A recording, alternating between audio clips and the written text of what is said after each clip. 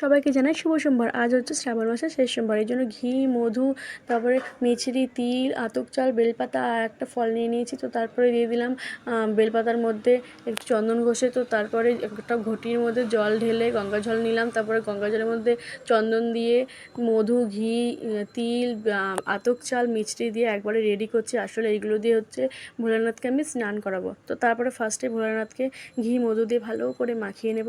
তো ভালো করে ঘি, মধু মাখানোর পরে কিন্তু ফার্স্টে ভোলানাথকে ডাইরেক্ট কিন্তু জল ঢালবে না, কেউ ডাইরেক্ট জল ঢালবে না। এই ভুলটা কিন্তু করবে না, তাহলে কিন্তু তোমাদের পূজা সম্পূর্ণ হবে না। তো ফার্স্টে আমরা ঢালবো ভোলানাথের বাঁ দিকে কার্তিককে, তারপর ডান দিককে গণেশকে, তারপর মাঝখানে হচ্ছে অশোক সুন্দরীকে, তারপর চারপাশে গোল করে মা পার্বতীকে, তারপর লাস্টে ভোলানাথকে ওং নমঃ শিবায়, ওং নমঃ শিবায়, ওং নমঃ শিবায়। তো তারপরে হচ্ছে ভোলানাথের প্রিয় বাসুকীনাথকে আর নন্দীকে জল ঢেলে দেবো। তো তোমরা কিন্তু আমার এই প্রসেসটা মেনে কিন্তু পুজো করো, তাহলেই তোমাদের পুজোটা সম্পূর্ণ হবে। অথচ মানে অন্যথা কিন্তু পুজো সম্পূর্ণ তোমাদের হবে না। তো সবাই আমার সাথে বলো হর হর মহাদেব।